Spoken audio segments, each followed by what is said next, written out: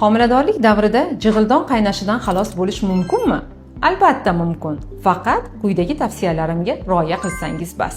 Kam-kamdan tez-tez ovqatlaning. Ovqatlanib bo'lgach esa birdaniga yotib olmang. 30-40 daqiqa tik turing yoki o'tiring. Yostig'ingizni biroz balandroq qilib yoting. Bu qizilo'ngachdan kislotaning yuqoriga ko'tarilishini oldini oladi. Tabiiy mahsulotlar orqali yengillik keltirishingiz mumkin. Banan iste'mol qilish kislotalikni neytrallaydi. Sut yoki yogurt ham sizga koni foyda bo'ladi. Gerkules suli yormasini qaynatib iste'mol qilish oshqozonni himoya qiladi hamda kislotalikni pasaytiradi. Sabzavotlardan esa brokkoli, bodring hamda kabachok har kungi ratsioningizda bo'lishi shart.